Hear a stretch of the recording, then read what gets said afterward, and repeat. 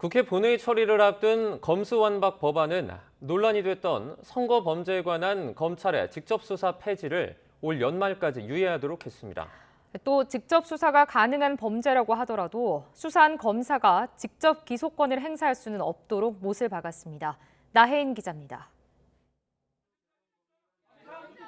더불어민주당이 단독으로 의결한 검찰 수사권 폐지 법안에는 지난주 여야가 합의했던 박병석 국회의장의 중재안 내용이 대부분 반영됐습니다.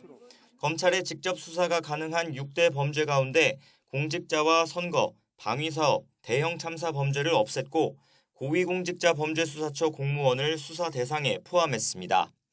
다만 방탄입법이라는 비판을 받았던 선거 범죄의 경우 올해까지는 검사도 수사를 개시할 수 있도록 유예했습니다.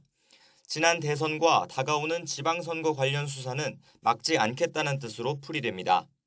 개정안은 검찰의 직접 수사가 가능한 범죄라고 해도 수사한 검사가 기소는 못하게 했습니다. 공수처 검사와 특별검사는 예외고 검찰청 검사만 적용받는 규정입니다.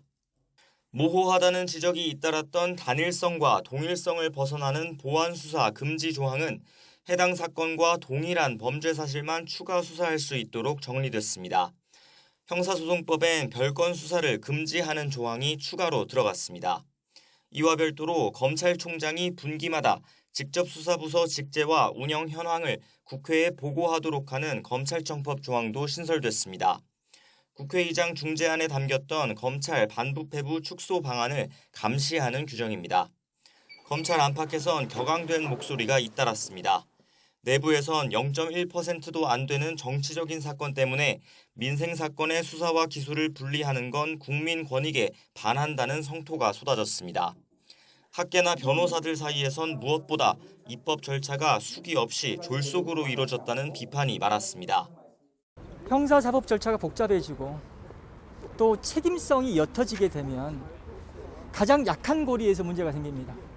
돈 없고 빼먹고 관계가 없는 사람들이 피해를 입을 수밖에 없어요. 그게 가장 아쉬운 겁니다. 국회 본회의 통과만 남겨둔 검수완박 개정안이 막판 수정될 여지는 남아 있습니다.